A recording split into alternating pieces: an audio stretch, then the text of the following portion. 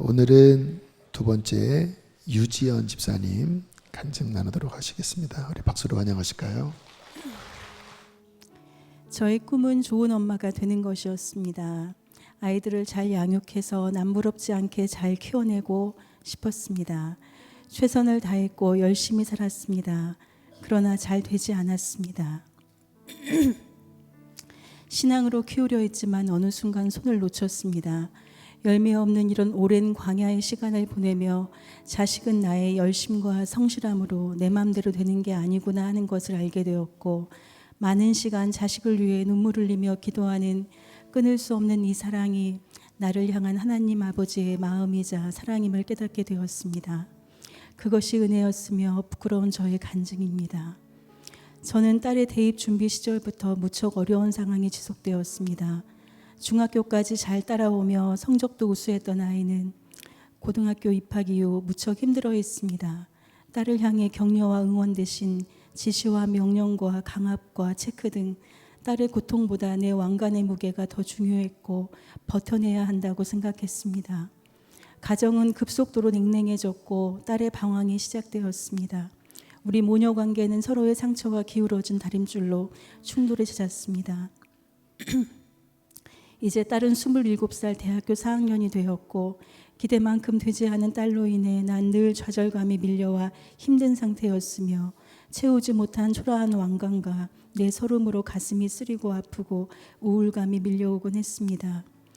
세상적으로 열심히 산 열매를 자식에게 보고 싶어 했던 내 욕망은 결국 채워지지 못했고, 수년째 하나님께 내가 아닌 딸을 변화시켜 달라고 기도했었습니다. 그렇게 치유되지 못한 상처들로 우린 서로 싸우고 비난하며 외면하곤 했습니다.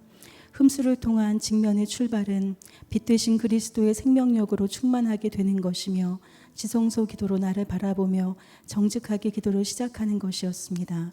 먼저 나의 존재를 발견하고 예배와 기도와 말씀을 통해서 성령의 역동성을 지속해야 했습니다.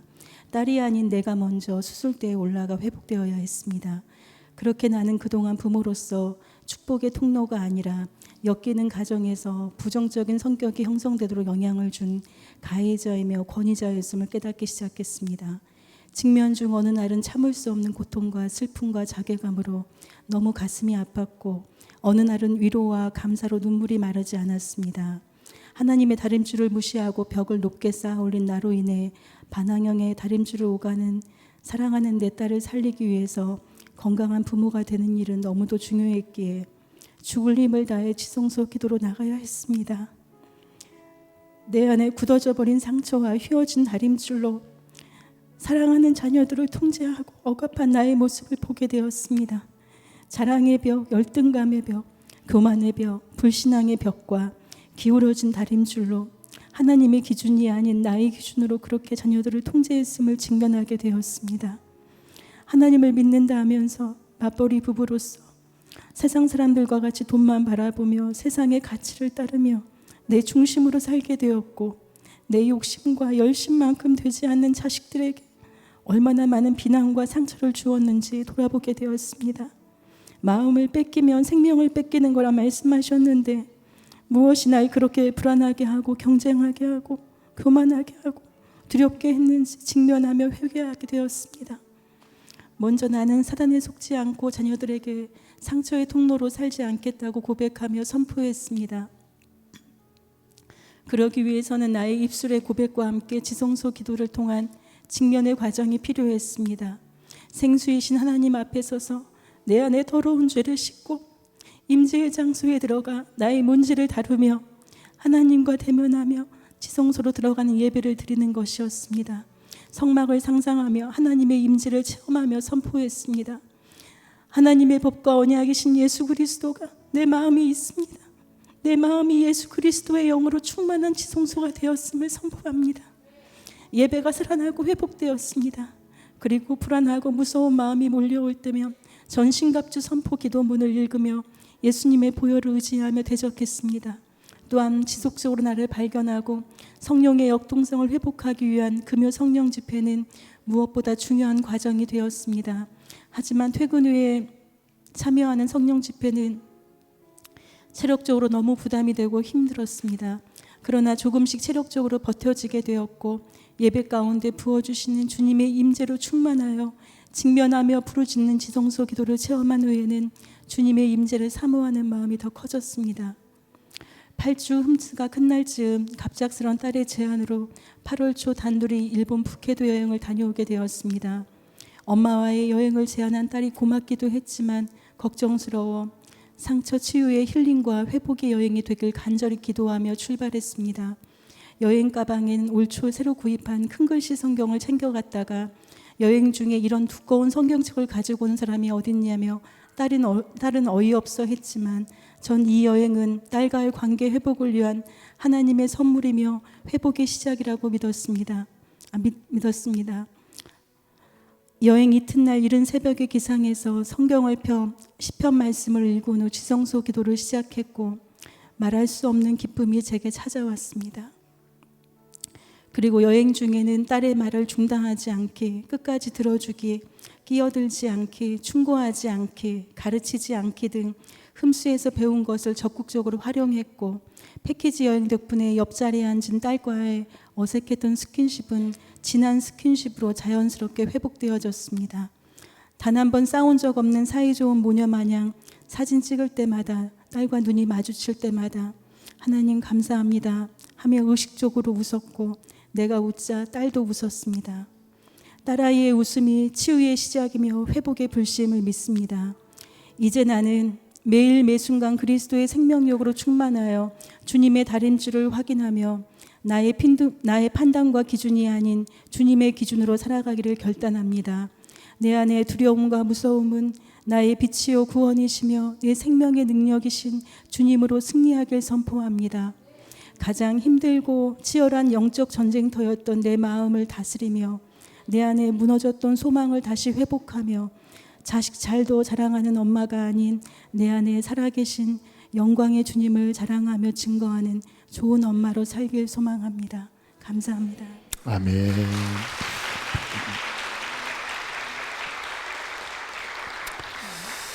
감사합니다. 이렇게 회복이 있는 간증 이야기를 들으면 참 마음도 따뜻해지고 또 우리 각자의 가정에도 그런 회복이 있으면 좋겠다는 소원이 아마 많이들 일어날 것입니다. 하나님께서 그 일을 행하실 줄로 믿습니다. 우리 함께 둘째 날 말씀 보겠습니다. 히브리서 12장 15절입니다.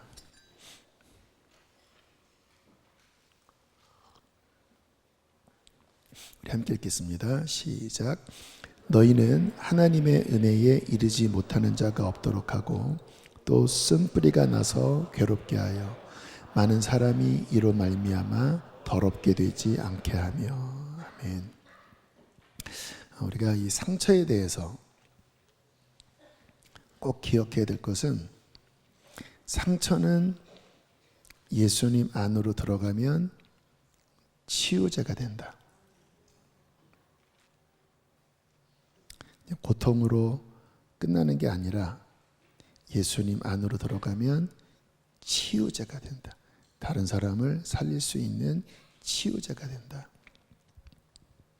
몸도 그렇죠. 코로나 같은 것도 한번 그 바이러스가 몸에 들어오면 그 바이러스에 대한 면역력이 생기죠.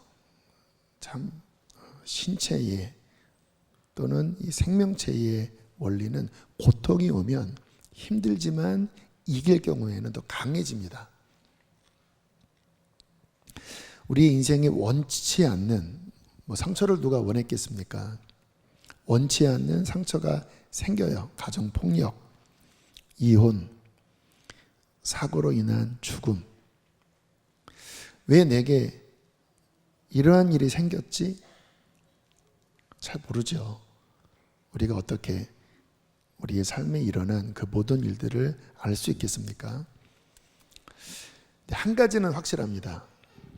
어떠한 상처든 실패든 고통이든 주님을 만나면 약재료가 됩니다. 로마서 8장 28절에 이렇게 말씀을 하십니다. 함께 읽어보실까요? 시작. 우리가 알거니와 하나님을 사랑하는 자 곧 그의 뜻대로 부르심을 입은 자들에게는 모든 것이 합력하여 선을 이루느니라. 그의 뜻대로 부르심을 입은 자, 예수 믿는 우리들을 의미하죠. 하나님을 사랑하고 하나님이 우리를 사랑하십니다. 그와 같은 자들에게는 모든 것이 이 모든 것 안에는 고통이 들어가 있는 거예요. 합력해서 함께 작용을 해서 선을 이루느니라. 선, 하나님의 선한 어떠한 열매, 선한 결과를 가져온다라는 거예요. 하나님이 우리를 사랑하시기 때문에. 어떤 엔지니어 또는 장인이라고 하죠. 물건을 만드는 쓸모없는 도구들도 그 사람 손에 들어가면 뚝딱뚝딱 기가 막힌 물건으로 바뀌어지는 그런 것들을 보신 적이 있을 거예요. 버려진 쓰레기였는데, 못 쓰는 골동품이었는데 그 장인의 손에 이렇게 다루어질 때 기가 막힌, 하나님은 최고의 장인이십니다. 어떠한 인생이라도 주님 손 안에 들어가면 그 실패가, 그 상처가, 그 고통이 오히려 아름답게 바뀌어집니다. 성경의 이야기가 다 실은 그 이야기입니다. 루세 이야기, 요셉의 이야기, 다 상처 속에서 꼽힌 하나님의 사랑 이야기들이죠. 제가 요셉에 대한 예를 자주 드는데요. 얼마나 상처가 컸을까요? 여러분, 성경을 보면 요셉이 울었다라고 하는 고백이 굉장히 많이 나와요. 요셉의 심장 안에는 눈물이 가득했던 것 같아요. 이제 총리가 됐을 때 형제들이 찾아오지요. 근데 요셉인지 몰랐습니다. 요셉은 알아봤어요. 창세기 42장 24절 함께 읽으실까요? 요셉이 그들을 떠나가서 울고 다시 돌아왔어요. 보고는 여기서 막 얼마나 상처가 컸겠습니까? 저 형들이 나를 죽이려고 했는데, 형들 때문에 사랑하는 아버지로부터 떨어졌는데, 그 모든 지나간 십수년의 시간들이 막 떠오르면서 터져나오는 눈물을 주체하지 못하고 나가서 한참을 울고 아마 비계를 얼굴에 파묻고 막 울었을 것 같아요. 43장 30절 요 말씀은 이제 요셉을 동생 베냐민을 데리고 오라고 하고 베냐민을 만났을 때입니다. 함께 읽겠습니다. 시작. 요셉이 아우를 사랑하는 마음이 복받쳐 급히 울 곳을 찾아 안방으로 들어가서 울고, 계속 이제 숨기고 있는 상황입니다. 근데 자기 친동생이잖아요. 베냐민을 보자마자 그 그리움, 사무쳤던 그리움, 아버지 다음으로 보고 싶은 동생이었잖아요. 터져 나오니까 더 이상 말을 잇지 못하고 급히 안방에 들어가 한참을 울고 다시 정을 억제하고 나와서 이제 모른 척하면서 일들을 진행하죠. 그리고 이제 다시 형제들이 다시 왔어요. 뭐 스토리는 아시겠죠? 그리고 자신을 이제 밝혔습니다. 우리 창세기 45장 2절입니다. 함께 읽겠습니다. 시작. 요셉이 큰 소리로 우니 애굽 사람에게 들리며 바로의 궁중에 들리더라. 이제는 이제 다 까놓고 내가 바로 요셉입니다 하면서 그냥 방성대국을 합니다.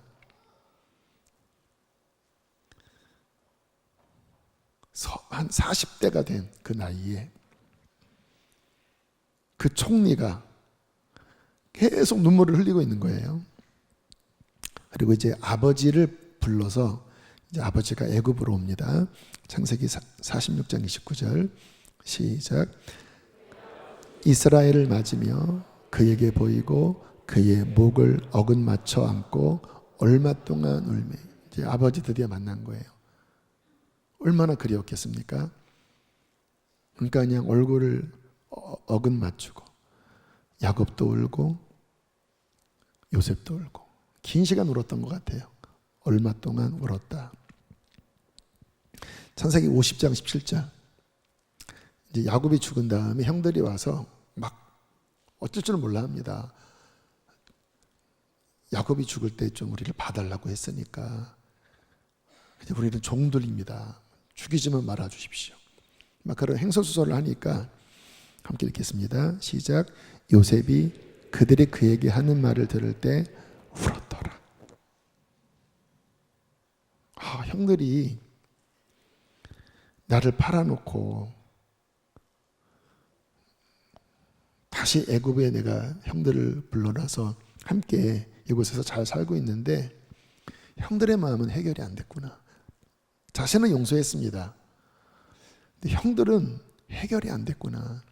너무 마음이 아파서 앞부분의 눈물은 자신의 상처를 향한 눈물이었는데 50장에는 형들을 보고 안타까운 불쌍한 마음에 울었다. 5번 나옵니다. 5번. 그러니까 요셉의 이 마음 안에는 눈물이 가득 차 있었던 것 같아요. 그래서 건드려질 때마다 눈물이 흘러내렸습니다. 아픈 마음이 많았던 거죠. 근데 참 감사한 것은 웬만하면 그런 상황이면 막 복수심에 또는 인생 한탄, 원망에 그 인생이 구부러졌을 텐데 근데 요셉이 원망하지를 않아요. 증오하지도 않아요. 비관하지도 않고 누구보다 성실하게 자신의 삶 처한 모든 환경 속에서 종이었을 때도 감옥에 들어갔을 때도 총리가 되었을 때도 성실하게 하나님 앞에 올곧게 그렇게 그 시간을 통과하면서 승리합니다. 그래서 야곱이 나중에 축복할 때 보면 요셉은 갑절의 블레싱을 받아요. 갑절에 주께서 요셉의 인생을 회복하시고 요셉의 가족 야곱이지요. 그 가문을 회복하시고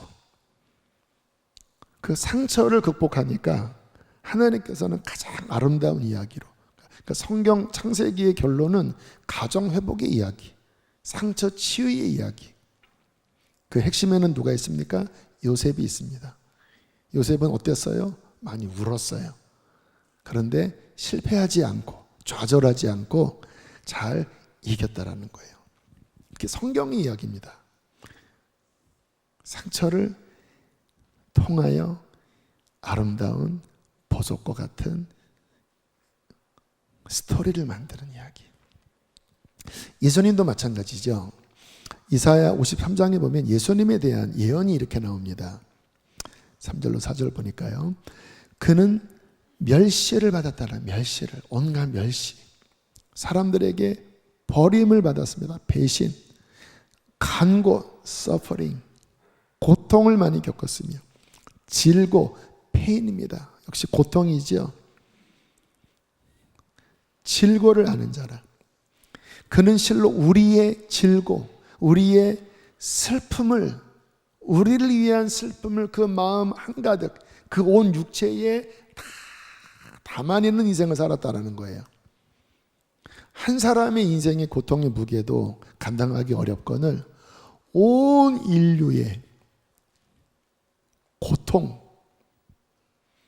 질병, 슬픔을 예수님은 자신의 몸과 마음과 영에 다 쏟아붓고 그 모든 짐을 세상 죄와 죄의 슬픔과 죄의 고통을 짊어지고 걸어가는 하나님의 어린 양으로 이 땅을 살아가셨습니다.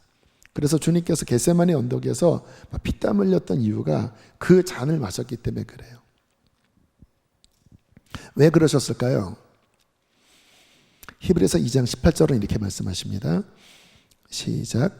그가 시험을 받아 고난을 당하셨은즉 시험 받는 자들을 능히 도우실 수 있느니라. 그러니까 주님이 우리를 도울 수 있는 근거가 뭐냐? 고통 때문이라는 거예요.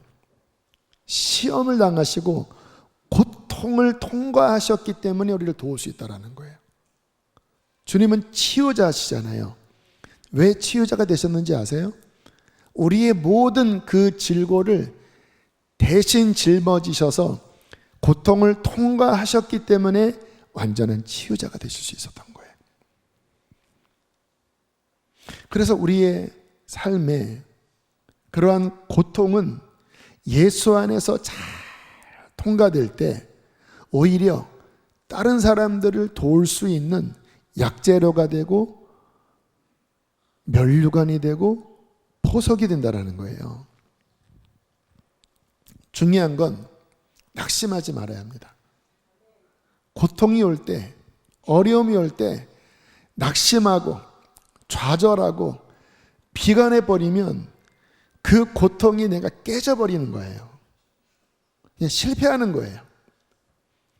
그런데 그것을 주 안에서 잘 주님 안에서 통과하면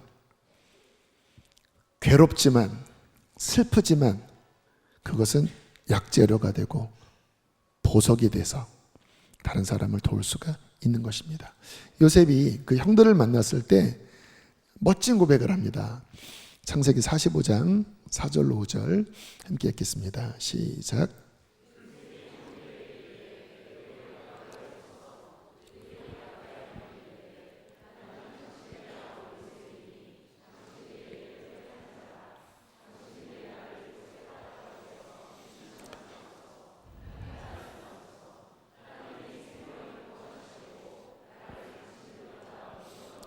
와, 멋진 말 아닙니까? 이제 자신을 밝힌 거예요. 뭐 형들이 막 기겁을 하지 않았겠습니까? 근데 형에게 내게로 가까이 오소서. 나 요셉 맞습니다. 당신들이 판자입니다. 그런데 근심하지 말고 한탄하지 마십시오. 나는 이제 해석이 됐습니다. 하나님이 당신들의 생명, 우리 가문의 생명을 구원하시려고 하나님은 당신들의 그 손길을 통하여 나를 유학 보내신 것입니다. 나를 미리 파견하신 겁니다. 나는 이것을 깨달았습니다. 걱정하지 마세요. 내가 당신들의 봉양자가 될 것입니다. 내가 당신들의 보호자가 될 것입니다. 나는 이제 알았습니다. 이것이 하나님의 뜻입니다. 멋진 복수 아닙니까? 용서하고 하나님의 뜻을 믿음으로 고백하면서 그 하나님의 멋진 뜻을 선포하는,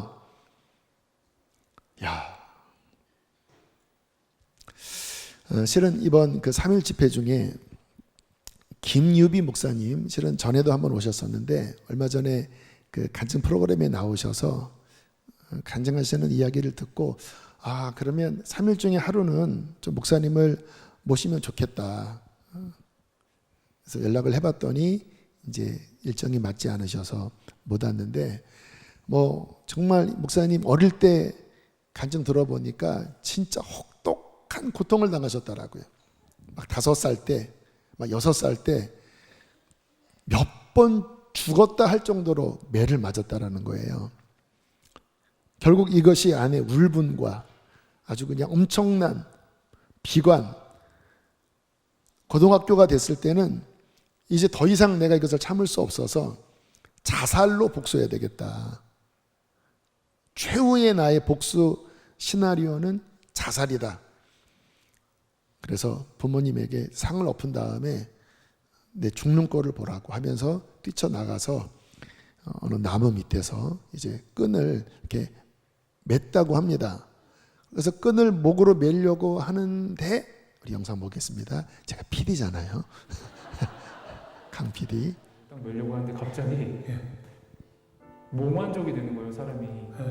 그 약간 해리 상태가 되는 거죠. 어떤 기억이 소환이 딱 된 거예요. 그 순간에. 어떤 기억? 근데 그 기억이 제가 5살 때 어두운 방 안에서 이제 아버지가 저를 이제 학대할 때 그 장면이 선명하게 그 자리에 있는 것처럼 기억이 나는 거예요. 근데 제가 그때 감정이 폭주하더라고요. 저 아이가 무슨 잘못이 있냐. 저 아이의 유일한 잘못은 저 집에 태어난 거다. 왜 아무도 구해주지 않냐. 저 아이의 저 처절한 눈물을 왜 아무도 닦아주지 않냐. 저 아이가 고통하면서 신음하는 소리 왜 아무도 귀 기울여 들어주지 않냐. 근데 갑자기 그 아이 등 뒤에 방 구석에 하얀색 빛이 제 기억 속에 그게 인식이 되는 거예요. 그럼 더 분노가 나는 거예요. 구경했나? 아니 거기 구경했어요? 말이 돼요 이게? 날 방치한 거예요? 당신이 있다면 그걸 구경할 수 있는 거예요? 이렇게 생각을 했었거든요. 그때 감정이 완전 이제 폭주한 거죠. 이제 막 엉엉 울고 막 떼굴떼굴 불렀던 것 같아요. 근데 제가 그때 고등학교 1학년이었잖아요.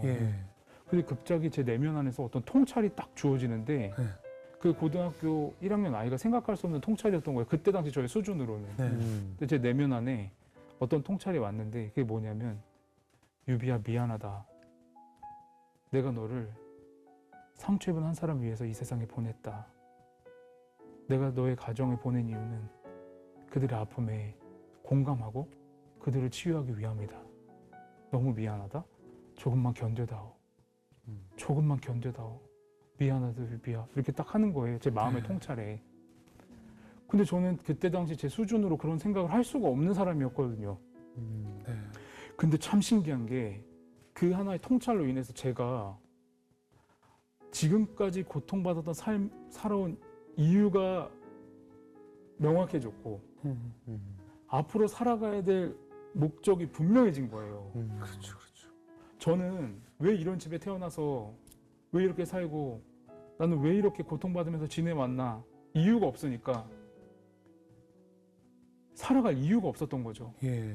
근데 이유가 있었던 거잖아요.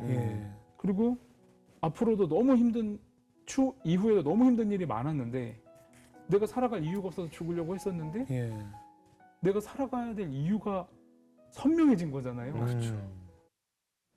네. 그래서 지금은 이런 사역을 하고 계셔요. 그러니까 어떠한 스토리도 예수님 안으로 들어가면 그 상처가 예수님을 만나면 그것이 저렇게 이유가 발견되어지고 목적이 발견되어지고 진주가 되고 다이아몬드가 됩니다. 이제 내일 우리 오병이를 읽는 본문이 예레미야 애가죠. 참 저는 예레미야를 전에 읽을 때 힘들었습니다. 왜냐하면 그 하나하나 예레미야의 고백이 너무 힘든 고백들이에요. 목회를 해도 어떻게 이런 목회를 하나? 저주를 선포해야 하고 항복을 하라고 선포하고 하나님은 예레미야에게 이 백성들을 위해서는 기도도 하지 말아라. 이제 더 이상 내가 이들의 기도 받지 않는다. 이미 심판이 내렸다. 그리고 눈앞에서 그 예루살렘 성이 무너지고 사람들이 막 잡혀가는. 그래서 예레미야 애가는 이제 막 성이 무너질 때 그 슬픔의 탄식에 쓴 시입니다. 그러니까 많은 선지자 중에 가장 상처 많은 선지자가 예레미야라고 할 수 있어요. 자, 예레미야 3장, 5장까지 있는데 3장이 백미입니다. 백미. 좀 제가 요약해서 말씀을 정리해 왔는데요. 자, 전반부에 이런 말씀이 나와요. 여호와의 분노의 매로 말미암아 고난당한 자는 나로다. 나를 이끌어 어둠 안에서 걸어가게 하시고 비단에서 걸어가지 못하게 하셨으며 종일토록 손을 들어 자주자주 나를 치시는도다. 나를 어둠 속에 살게 하시기를 죽은 지 오랜 자 같게 하셨도다. 그냥 죽음과 같은 시간들을 보낸다라는 거예요. 14절부터 보면 나는 내 모든 백성에게 조롱거리 곧 종일토록 그들의 노랫거리가 되었도다. 비아냥거리는 소리 나를 쓴 것으로 배불리시고 쑥으로 취하게 하셨으며 내 고초와 재난 곧 쑥과 담즙을 기억하소서. 그냥 인생이 쓴 잔을 마시는 인생이라는 거예요. 20절로부터 보면 신비한 노래가 나옵니다.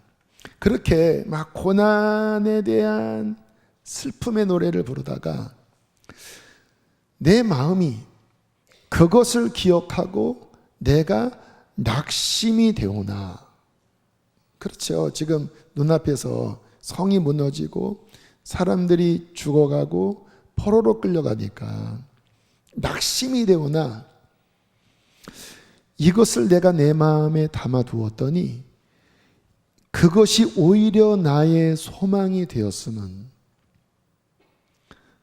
뜬금없이 소망이 일어났다라는 거예요.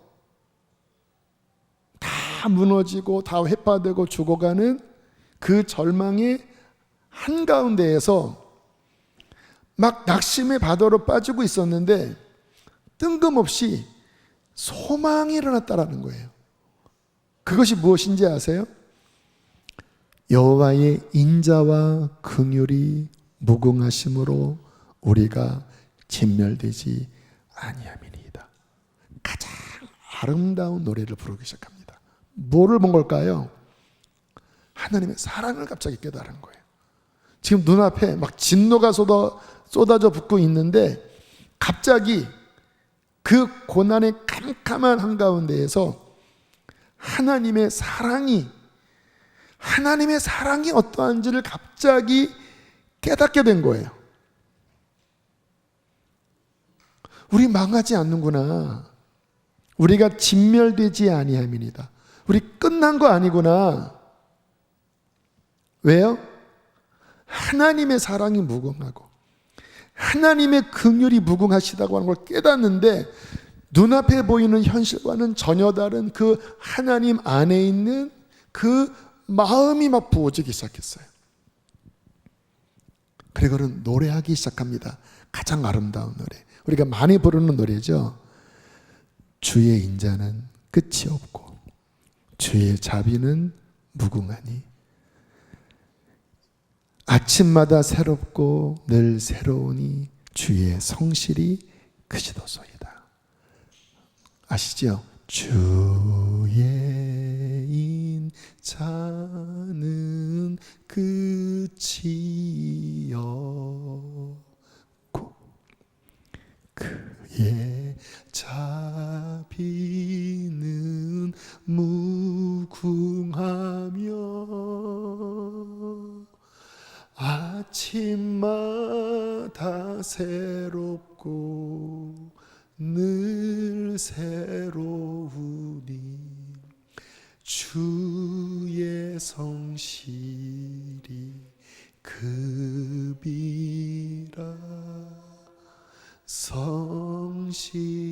성실하신 주. 우리가 이 노래를 부를 때는 이렇게 그냥 잔잔하게 평안함 가운데 하나님 내 삶이 다 복되고 다 안정될 때, 고통이 없을 때 하나님의 사랑은 무궁하시군요. 그때 부른 노래가 아니에요. 다 무너지고 다 죽어가고 다 끝이라고 생각했을 바로 그때 예레미야의 마음에 하나님의 긍휼과 그 하나님의 사랑의 무궁함이 부어지면서 그 무너진 돌더미에서 부른 노래입니다. 우리가 진멸되지 않습니다. 우리 끝난 거 아닙니다. 하나님 이것이 아침마다 새로우니 주의 성실이 크시도소이다. 고단의 한복판에서 가장 아름다운 하나님의 사랑의 노래가 나온 거예요.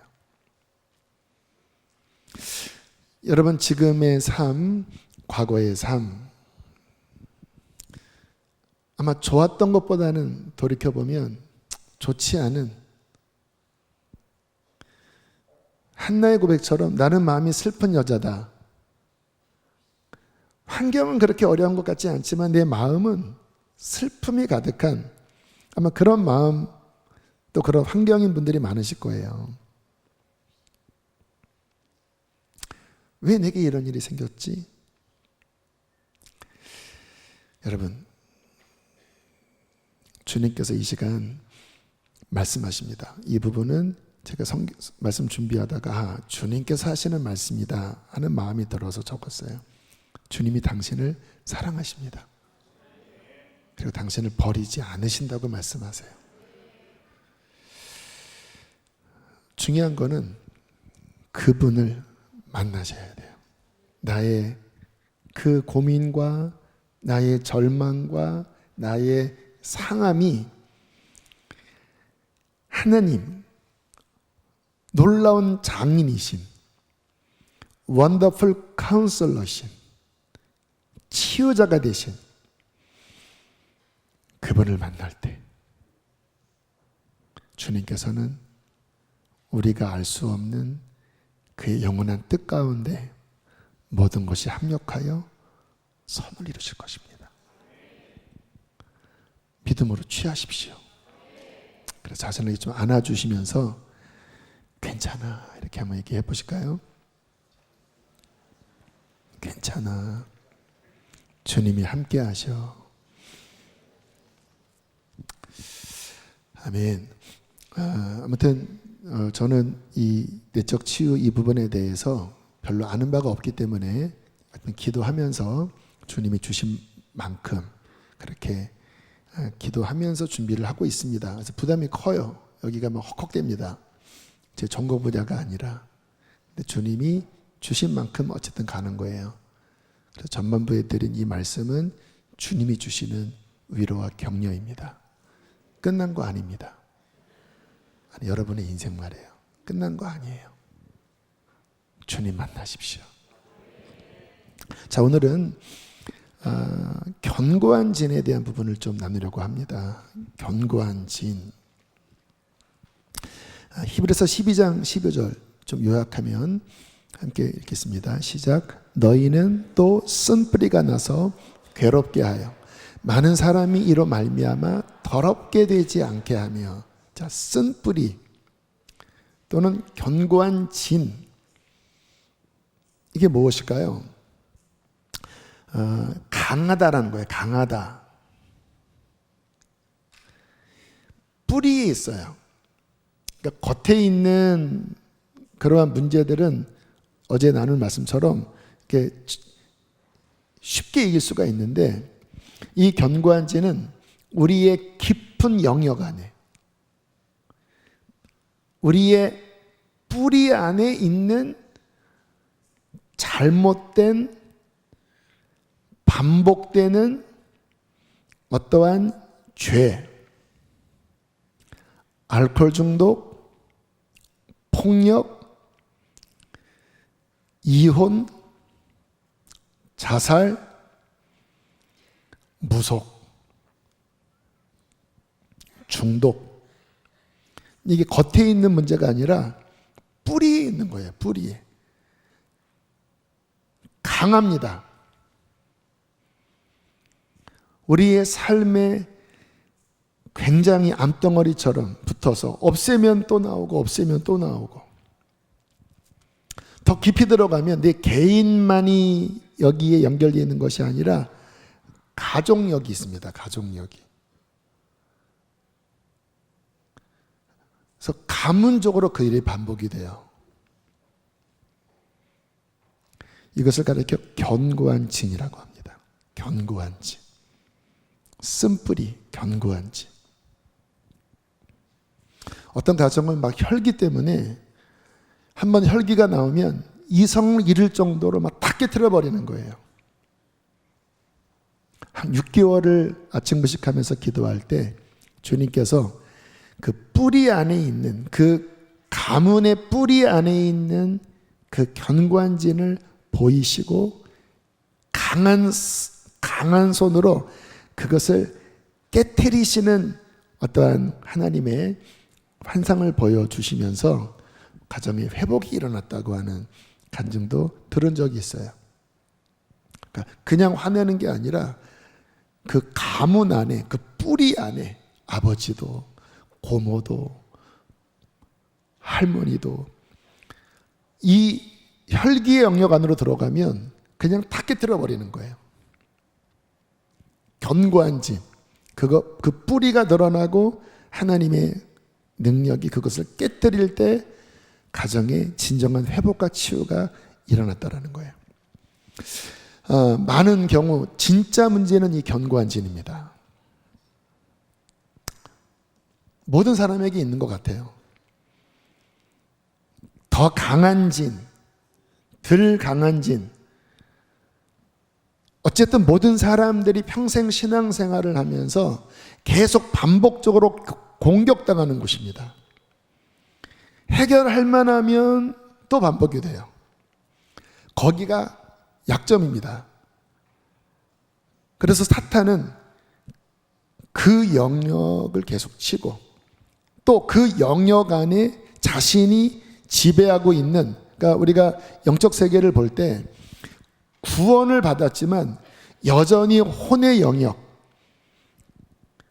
그 혼의 영역, 우리의 어떠한 삶과 또 우리의 감정과 우리의 어떠한 마음의 영역 안에 그 사탄에게 내어주었기 때문에 지배하고 있는 그 영역들이 있어요. 그것과 싸워서 깨트리고 이겨나가는 과정이 성화의 과정이라고 볼 수 있습니다. 근데 이 견고한 진은 굉장히 다루기 쉽지 않은 영역입니다. 이 부분을 잘 이해해야 지피지기면 백전백승이라고 그랬잖아요. 잘 이해해야 이 부분을 잘 대처할 수 있습니다. 근데 어렵지는 않아요. 인생의 지도, 인생의 그동안 스토리를 보면 반복되는 부분이에요. 가족력을 보면 반복돼요. 그 문제가. 민족을 봐도 이게 있습니다. 민족의 견고한 진이 있습니다. 우리나라는 분열이 이 민족적 견고한 진입니다. 그래서 이민교회를 가봐도요, 교회들이 다 갈라지고 또 깨지고, 아마 이민 가 계신 분은 아실 거예요. 민족적인 견고한 진도 있죠. 그래서 잘 이해해야 합니다. 그래야 대처할 수 있어요. 그리고 잘 이해한 다음에 사탄이 고기를 치거든요. 당연히 전쟁이기 때문에 약점을 치잖아요. 그래서 잘 깨어서 그 부분을 대처를 잘 하고, 그리고 하나님 안에 그 영역을 잘 방비할 때 비로소 하나님이 원하시는 그 가정 구원, 그리고 우리의 인생의 풍성한 열매를 맺지, 거기 잘못 방치하게 되면 잘 나가다가 또 거기서 와르르 무너지고. 여러분에게 무엇이 있죠? 그 견고한 진은 상처와 연관되어 있습니다. 죄와 연관되어 있어요. 자, 오늘은 이 견고한 진을 좀 길지 않는 시간 다룰 텐데요. 먼저는 원인을 잘 분별을 해야, 이게 견고한 진이고 무엇 때문에 이 견고한 진이 생겼구나. 개인적으로는 내 인생 스토리에 어떠한 사건이 있을 수도 있고, 가정적으로는 이 가족력 안에, 가족사 안에 그 사건이 있을 수 있어요. 근데 보면 이 가족만이 아니라 그 윗대로 다 연결되어 있는 영역입니다. 그래서 원인을 잘 분별해야 되는데, 어떤 게 건드려지면 작동을 합니다. 아까 같은 그 분노, 막 눈이 뒤집어지는 분노. 그런데 뭔가가 건드려질 때 분노가 작동이 돼요. 이 분노가 작동되면 다 들러 없는 거예요. 다 깨져버립니다. 어떤 게 건드려지면 어떤 사람은 중독으로 빠져요. 알코올 중독, 도박 중독, 무슨 중독. 어떤 욕망. 자, 그때 그 행동을 하게 하는, 그 잘못된 죄된 행동으로 하게 하는, 그 잘못된 감정이 나오게 하는 보다 근원적인 뿌리가 되는 어떠한 원인이 있다라는 거예요. 나의 어떠한 과거의 추억 속에, 나의 가족력 안에 그 뿌리가 되는 원인이 있다라는 거예요. 그래서 이 견고한진을 다루려면 바로 그 원인, 뿌리를 아는 것, 발견하는 것이 첫 번째 해결책입니다. 그래서 이러한 경우는 좀 전문 상담이 도움이 돼요. 그러니까 이 상담이라고 하는 것은 근원적인 해결은 안 됩니다. 그러나 원인을 알 수 있는 도움을 줘요. 또 여러 우리 흠스라든가 또 교회 안에 있는 그러한 프로그램 이런 데 참여하면 이제 여기에 관련된 여러 가르침들을 배우다 보면 이제 내가 왜 그게 건드려지면 그러한 부정적 감정이 나오고 왜 내가 그 행동을 할까? 이제 비로소 좀 객관적으로 보게 돼. 그전에는 거기에 사로잡혀 있기 때문에 그게 그냥 문제인지 몰랐는데 이러한 것들을 배우면 비로소 이제 분석되기 시작하는 거예요. 분별되기 시작하죠. 한 자매님은 어머님과의 관계가 아주 안 좋았다고 합니다. 그냥 금요일이면 술 진탕 먹고 집에 안 들어가고 엄마가 너 뭐해? 하고 전화하면 그냥 죽일 듯이 엄마한테 욕을 해대고 정상이 아니잖아요. 근데 이 자매가 하는 말이 이 마음속에 엄마를 향한 막 어떻게 할 수 없는 막 증오, 막 엄마를 그냥 요즘 뭐 그 금쪽이 같은 거 보면 애들이 막 엄마 막 때리고 진짜 완전 실성한 사람처럼 하는 그런 모습들이 나오잖아요. 그러니까 이해가 안 되는 그런 행동, 그 엄마를 보면 막 죽이고 싶은, 그래서 막 축사도 받고. 근데 이 자매가 하는 말이 가만히 있으면 이 속에서 어떤 애가 운다라는 거예요. 애가 운다라는 거예요. 귀신 들린 것일까요? 어느 날 어떤 그런 치유 집회를 통해서 그 원인을 알게 된 거예요. 이 아이는 많이 우는 울보 아이였다고 합니다. 그날은 비가 오는 날이었고 나이가 아마 5살쯤 되었던 것 같아요. 근데 아버지가 어떠한 불미스러운 일로 이제 재판을 받고 그것을 기다리는 시간이었대요. 그러니까 집안 분위기가 안 좋지요. 비도 오고 아버지의 상황이 좋지 않고. 근데 얘가 울었던 겁니다. 그러니까 할머니가 얘를 들어서 대문을 열고, 이제 옛날 시절이니까 대문을 열고 비 오는데 애를 그냥 버린 거예요. 뭐 버린 건 아니겠죠. 어쨌든 화가 나서 문을 열고 내팽겨친 거예요. 그러니까 애가 자지러지게 울죠. 근데 그때 엄마를 바라보는데 엄마도 자신을 보호하지 않은 채 그 할머니 옆에서 한심하듯 바라보는 그 눈동자를 알게 된 거예요. 나중에. 그때 이 아이가 속에서 외쳤던 말은 뭐냐면 할머니는 나를 이렇게 할 수 있어도 엄마는 나를 이렇게 하면 안 돼. 엄마는 나를 보호해 줬어야 돼. 그때 이 마음에 그 어린 나이에 깊은 상처가 들어가 버린 거예요. 그리고는 바깥에서 뭐 1시간은 울었겠죠. 자지러지게 울었겠죠. 근데 그 울음 속에는 뭐가 있어? 엄마마저 나를 버렸어. 엄마는 그러면 안 돼. 엄마는 나를 보호하지 않았어. 이게 그 아이의 마음이 깊이 들어가 버린 거예요. 그리고 뭐 1시간 뒤에 이제 돼서 들어와 하고 들어왔지만 이게 이 안에 해결되지 않은 깊은 뿌리로. 그래서 나이가 뭐 20대가 되었는데도 술을 먹으면 이 속에서 아이가 운다라는 거야, 아이가. 그리고 엄마를 보면 막 이제는 복수하고 싶은 마음, 막 죽이고 싶은 마음. 내가 이렇게 망가져서 엄마가 괴로워하면 나는 더 시원해. 왜 그런지를 몰랐는데 뿌리를 보니까 그때 그 사건이었던 거예요.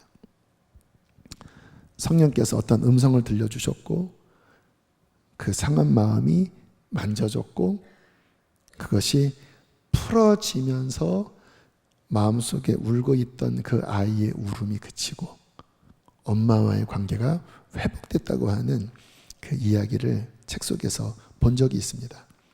그냥 하나의 예예요. 그러니까 얼마나 많은 그런 일들이 있겠습니까? 우리 교회 그 도우미 목사님 같은 경우도 예전에 제가 어떤 강의를 들을 때 그런 얘기를 하시더라고요. 딸아이를 낳는데 아이가 울면 어찌할 줄을 몰라서 막 계속 아이를 안고 울지 마라, 울지 마라, 울지 마라. 막 본인이 정상적이지 않게 반응을 보였다라는 거예요. 아이가 울면 이 속에서 막 사이렌 소리가 들리고 막 초긴장이 되고 막 어찌할 바를 모르는 거예요. 정상은 뭡니까? 아이, 울지 마, 울지 마, 울지 마라 하잖아요. 물론 화가 나면 확 집어 던지기도 합니다. 저도 그래 봤어요. 근데 그게 아니라 막 아이가 울면 막 초조해서 어쩔 줄을 몰라 하는 거예요. 주님께서 보여주시더래요. 본인이 어렸을 때 어떠한 가정 환경 속에서 울면 이불을 뒤집어 써서 울지마 하고 눌러버린 거예요. 울면. 처음에는 이게 뭐야 하다가 그 다음부터 울음을 그쳤대요. 근데 정상이 아닌 거죠. 애가 울 수 있는데 울면 덮어버리니까 충격을 받고 울음을 그쳤는데 정상이 아닌 거예요. 그리고는 덮여서 어른이 된 겁니다. 아들 때는 안 그랬는데 딸, 여자잖아요. 딸이 울 때 갑자기 그때 덮었던 그 기억과 연결이 되면서 근데 뭔지는 몰랐고 내 속의 작동은 그거와 연결이 되면서 갑자기 막 어찌할 바를 모르는, 역시 그 부분을 주님께로 가져가서 이렇게 했을 때 그 부분이 이제 일정 과정을 거치면서 해결되었다고 하는 그 간증을 들었던 기억이 납니다. 이러한 마음의 뿌리 안에 어떠한 사건, 어떠한 상처 또는 결핍, 이러한 것들을 통해 정상적인 감정과, 아이면 보호받고, 아이면 때로는 내가 뭐 이렇게 잘못을 했어도 정상적이게 훈육을 하면 그 사랑 안에서 아이는 건강하게 자라나요. 때로는 혼도 내지만 사랑 안에서 정상적이게 혼도 나고 다시 또 풀어지기도 하고 하면은 잘 크는 거예요. 그런데 그렇지 않은 역기능적인 가정이라고 하죠. 그 속에서는 이게 막 굉장히 왜곡되게, 과하게 그러한 것들을 딱 겪을 때 하나님이 만드신 형상은 사랑의 형상이거든요. 사랑 안에서 자라나야 건강하게 자라나는데 사랑이 아닌 어떠한 왜곡된 뭔가가 들어갈 때 찌그러지는 거예요. 근데 그냥 찌그러지는 것으로 끝나는 게 아니라 그게 내 감정 안에, 내 행동 안에 아까 말씀드린 그와 같은 부정적인 영향을 주면서 그것을 내가 이어받아서 이제 내가 동참을 하는 거죠. 제가 어제 그래서 회개가 함께 필요하다고 하는 게 무조건 나만 피해자다 하면 안 되는 거예요. 본인이 거기에 반응하면서 함께 영적 화학작용이 일어나면서 반복되고 거기에 어둠이 틈을 타고 그게 견고한 찐을 형성해서 내 인생을 꽉 붙잡고 있다는 거예요. 또 많은 경우는 그것이 가족력으로 연결이 돼서 사람이 배우는 것은 공부로 배우는 것보다 그냥 영향력으로 배우는 거예요. 아버지가 술 먹고 때리면요, 하지 말라고 해도 그냥 영향력으로 들어와 버립니다. 그 안에 있는 그 상처가, 그 왜곡된 게 그대로 들어와서 그 아이가 커서 똑같이 행동해요.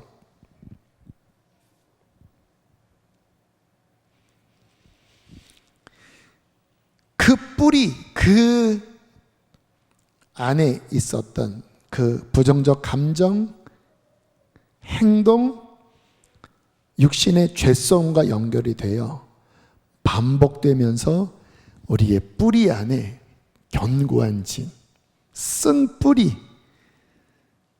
슬픈 감정, 분노의 감정, 그 속에 사단, 악한 영이 딱 잡고 있다는 거예요. 그래서 이 부분에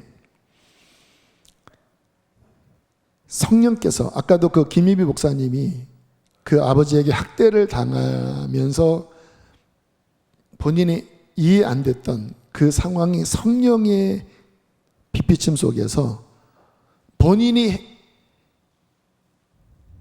생각해낼 수 없는 어떠한 생각들이 주어지면서 구부러진 게 펴졌다고 그랬잖아요. 그래서 그 원인과 하나님의 조명 아래 그 부분을 밝혀주는 게 이 쓴뿌리 해결의 첫 단추입니다. 요한일서 2장 17절 함께 읽겠습니다. 시작. 오직 그의 기름 부음이 모든 것을 너희에게 가르치며 또 참되고 거짓이 없으니 너희를 가르치신 그대로 주 안에 거하라. 기름 부음이 가르치신다라는 거예요. 성경 말씀도 가르치시지만 우리의 삶에 그와 같은 원인이 되는 그것들을 가르쳐 주신다. 그래서 내적 치유가 일어날 때 이러한 부분을 하나님이 보여주시는 경우 많아요. 자, 첫 번째는 원인을 발견해야 된다.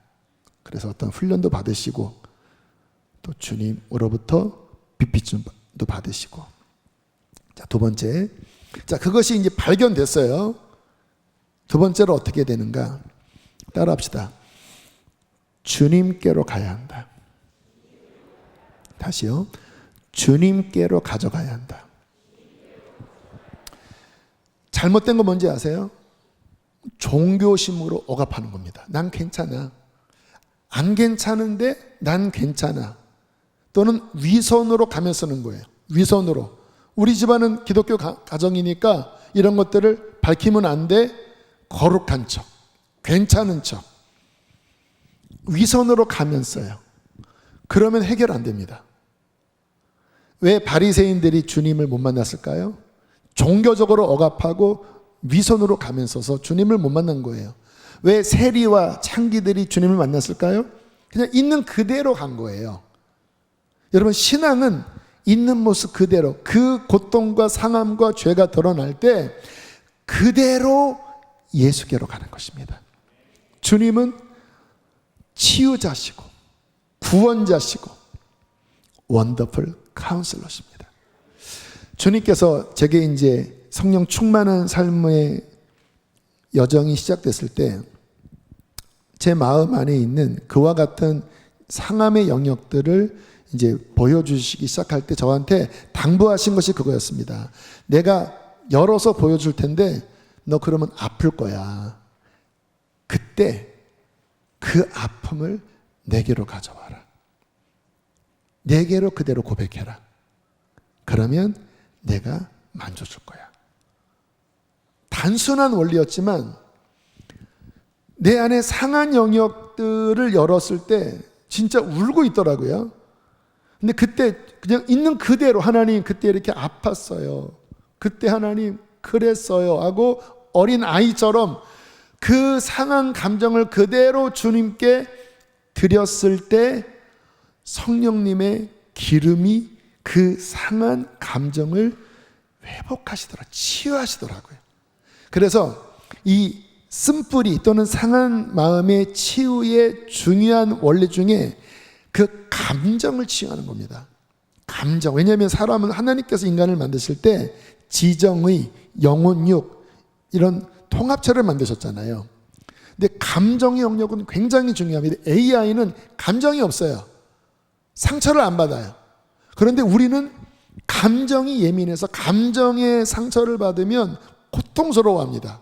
그리고 그 감정의 상처가 우리의 전인격에 영향을 줘요. 근데 육체의 상처는 시간이 지나면 자연적으로 아무는 경우가 많은데 이 감정의 상처는 특히 그렇게 깊게 난 상처는 해결하지 않으면 우리 안에 견고한 진을 형성한다는 거예요. 그래서 그 상했던 감정을 치유자가 되시는 예수 그리스도께 성령님께 그대로 정직하게 올려드리는데 주님께서 그 상함을 만지시고 터뜨리실 때 이게 이제 치유의 역사예요. 그때 억누르지 말고 위선 떨지 말고 애기처럼 그냥 그대로 하나님 내가 이렇게 아팠어요. 하나님 이때 이랬어요 라고 쭉 고백을 하는 것과 더불어 회개할 부분은 거기에 내가 의지로 동참한 나의 죄가 있잖아요. 그래서 어제 드린 말씀으로 복음적 관점이 중요하다고 그랬잖아요. 이 내적 치유 잘못하면 그냥 다 내가 피해를 받은 자기 중심으로 돌아가면 안 돼요. 그 감정의 영역은 고백하지만 또 회개할 것에 대해서 주님, 내가 이때 그것 때문에 내가 내 의지로 내가 이런 죄를 졌습니다. 그렇게 고백하면요, 우리 하나님은 그렇게 상한 마음으로 자신의 상함을 고백하고 상한 마음으로 자기의 죄를 고백하는 자는 어떠한 사람이라도 정죄하지 않습니다. 정죄하지 않아요. 오히려 그 상한 심령의 기도, 그 제사를 기쁘게 받으십니다. 주님께서 용서하세요. 여러분의 자녀가 어떤 고통 가운데, 죄악 가운데 지금 제가 하라고 했던 그 마음으로 여러분의 자녀가 울면서 그 아팠던 마음과 본인이 실패했던 그 죄를 고백할 때 정상적인 부모라면 어떠죠? 같이 아파하면서 끌어안아줍니다. 괜찮아, 괜찮아, 또는 미안해. 하나님은 긍휼이 크시고 그의 인자는 무궁하시잖아요. 그래서 창기들이, 세리들이 그 마음으로 온 거예요. 그때 주님은 어떻게 했어요? 불쌍한 마음으로 그를 싸매시고 그를 끌어안으시고 그를 회복시켜 주셨습니다. 할렐루야. 두 번째는 뭐예요? 주님께로 가져가라. 있는 그대로 아뢰라. 자, 그때 세 번째 중요한 일이 하나 벌어져야 되는데 그것은 뭐냐면 주님의 시각으로 그 사건과 그 상처의 환경을 조명하시는 것을 받는 겁니다. 아까 김미비 목사님은 그 음성을 들으면서 해결이 된 거예요. 많은 경우 잘못된 해석을 갖고 있습니다. 내가 뭔가 그 상황에 대해서 스스로 뭔가를 생각을 하는데 그게 하나님의 온전한 사랑의 시각이 아닌 왜곡된 자아로부터 나오는 또는 거짓으로부터 나오는 어떤 부정적인 생각, 정죄, 미움, 거짓, 그 생각이 우리 안에 딱 자리 잡으면 그게 더 강한 견고한 진이 되는 거예요. 그러니까 너 죽으란 말이야. 엄마도 너를 포기했잖아. 그러니까 너 되죠. 넌 살 이유가 없어. 그 상한 감정에서 나오는 그 생각들, 거짓이지요. 거기에 붙잡히면 더 인생이 파괴적으로 됩니다. 근데 많은 사람들이 그 견고한 진 속에 거짓이 아주 깊게 자리 잡고 있고 그 거짓을 그는 꼭 붙잡고 있습니다. 그 안에는 누가 있어요? 악한 영이 있는 거예요. 인생이 망가지지요. 근데 성령께서 원인을 밝히셨고 그리고 예수께 그대로 가져와서 고백하고 그때 성령께서 상한 마음을 만지시면서 반드시 어떤 일을 함께 행하시냐면 하나님의 온전한 눈으로 그 마음과 그 뿌리와 그 삶을 조명하십니다. 뭔가를 말씀하세요. 뭔가를. 근데 그 음성은 완전한 사랑이시고 완전한 지혜이십니다. 영원 전부터 계신. 저 같은 경우에는 주님께서 그 엄마 뱃속에서 제가 지음 받으면서 하나님이 그 곁에서 막 기뻐하시는 뱃속에서부터 나를 지으시는 그 어떤 하나님의 어떤 환상을 보면서 나의 존재에 대한, 저도 저의 존재에 대한 부정적인 그런 부분이 있었거든요. 근데 주님의 그 진리로 나는 내가 태어나기 전부터 하나님이 나를 이미 아셨구나. 그러면서 굉장히 제 마음 안에 깊은 존재적 회복이 일어났습니다. 무엇을 통하여? 성령님의 진리의 조명을 통하여. 그래서 진정한 치유가 일어날 때는 그 하나님의 사랑과 그의 온전한 진리, 영원한, 아까 예레미야가 막 낙심하다가 갑자기 하나님의 그 긍휼을 보고 그 인자를 보고 우리는 끝난 게 아니구나, 주님의 긍휼은 무궁하심으로 언젠가는 회복될 거야, 소망을 노래했던 것처럼, 그거는 뭐예요? 주님이 비춰주신 그 진리를 붙잡은 거거든요. 그것을 받으셔야 합니다. 근데 성령은 진리 영이시잖아요. 그래서 성령께서 누군가를 만나 주실 때 반드시 그것을 보여주십니다. 또 말씀을 통해서 보여주실 때 그때 그것을 믿음으로 취하셔야 돼요. 잘 보세요. 오랫동안 그 부정적 감정, 거짓된 생각, 거기에 내가 반복적으로 동참했던 죄가 수십 년간 내 안에 자리를 잡고 있었던 거잖아요. 나를 계속 힘들게 하고 영향을 준 거잖아요. 한 번에 다 해결되는 건 아니에요. 그러나 이제 어떤 성을 무너뜨릴 때 중요한 데를 딱 치면 균열이 생기면서 이제 승기를 잡는 것처럼 성령께서 뿌리를 밝히시고 상한 감정을 토해내면서 치유하시고 하나님의 빛으로 새롭게 조명을 하실 때 이제 이 견고한 진들은 무너지기 시작하거든요. 그런데 이게 요요 현상이 일어납니다. 왜냐하면 오랫동안 반복했었기 때문에 다시 쉽게 그 생각으로 흘러가요. 이때 중요한 게 뭐냐? 믿음입니다. 믿음. 주님이 가르쳐 주셨던 그 진리를 아멘으로 취하셔야 돼요. 그리고 계속 예수님의 보혈, 주님의 보혈은 완전한 구속의 능력입니다. 근데 우리의 이 주님의 보혈의 구속은 우리의 모든 죄와 그 특별히 견고한 진, 이것을 통하여 자리 잡고 있는 그 사탄의 그 뿌리들, 이 뿌리의 죄의 그 모든 요구들, 그 역사를 효과적으로 능력 있게 갚아버리고 씻어내고 깨트리고 거룩한 것을 세우게 하는 흠없고 완전한 하나님의 갑지불입니다. 할렐루야. 계속 뿌리셔야 돼요.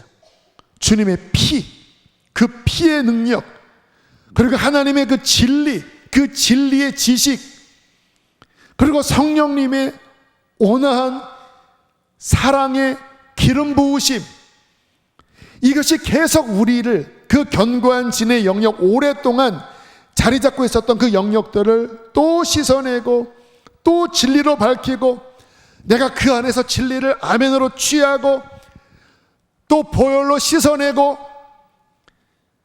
주님의 기름 부음 안에 내 영이, 내 그 속에 있는 그 어둠의 영역들이 주님의 만지심으로 온전하게 되어질 때 그 어둠의 영역은 예수 안에서 빛으로 바뀝니다. 진주로 바뀌어요. 그리고 약재료가 됩니다. 그리고 하나님이 그 영역을 쓰시기 시작합니다. 놀라워요. 주님 안에 그렇게 회복되면 오히려 그 실패했었던 가장 깊은 영역이 오히려 하나님 안에서 쓰임받는 영적 권위의 영역으로 회복이 돼요. 참 신기하죠. 그래서 이런 내적 치유 강사들 대부분은 다 가정이 어려웠던 분들, 물론 아닌 분들도 계셔요. 주로 그래요. 육체의 병을 치료하는 은사가 있는 분들은 대부분 본인이 아팠다가 회복된 분들이에요.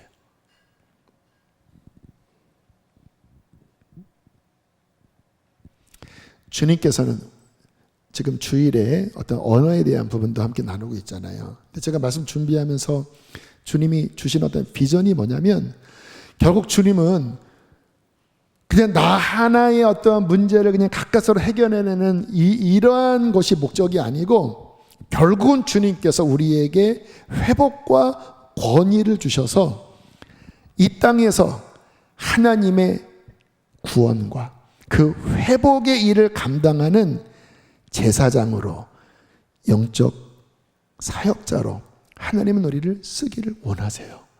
할렐루야. 회복을 통하여. 그러려면 이렇게 적극적으로 주 앞에 나와서 이 영역을 다룬받고 깨트리고 거기에 분별력을 갖고 승리하는 승리가 있어야 할 줄로 믿습니다. 자, 오늘은 견고한진을 좀 대략적으로 살펴봤는데 핵심적인 부분은 다 말씀을 드렸고요. 여러분의 삶에 오늘 밤에 기도를 통하여 그 영역이 깨어질 것을 선포합니다. 깨어질 것을 선포합니다. 예전에는 해결됐어요. 괜찮아요. 또 하세요. 왜냐하면 계속해야 합니다. 마귀는 죽을 때까지 공격하기 때문에 또 깨트리고 또 씻어내고 더 권위로 채울 때 하나님은 당신을 아름답게 사용하여 주실 것입니다. 우리 함께 시간 찬양하시겠습니다.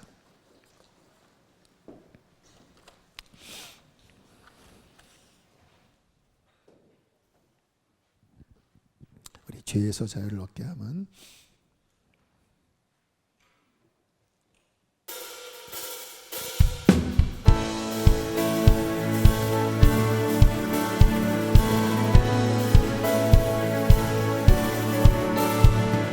죄에서 자유를 얻게 함은 보혈의 능력 주의 보혈 시험을 이기는 승리라니 참 놀라운 능력이 다시 한번 죄에서 자유를 얻게 함은 보혈의 능력 주의 보혈 시험을 이기는 승리되니 참 놀라운 능력이로다.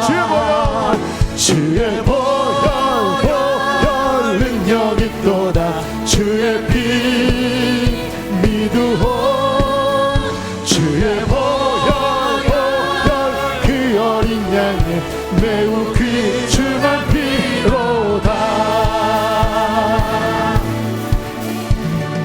육체의 정욕을 이기는 보혈의 능력 주의 보혈 정결한 마음을 얻게 싸우는 거예요. 참 놀라운 능력이로 주의 보혈 능력이 또다.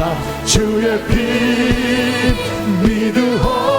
여러분의 가문 안에 있는 그 견고한 진들이 허물어질 것입니다. 매우 귀중한 피로 한 번 더 육체의 정욕을 이기는 보혈의 능력 주의 보혈 정결한 마음을 얻게 하니 참 놀라운 능력이로다. 주의 보혈 능력이 또다. 주의 피 믿으오. 주의 보혈 그 어린 양의 우리 자리에서 일어나서 눈보다 더 희게 말 보혈의 능력 아멘. 주의 보혈 부정한 모든 것 말기시니 참 놀라운 능력이로다. 주의 보혈 능력이 또다. 주의 피 믿으오.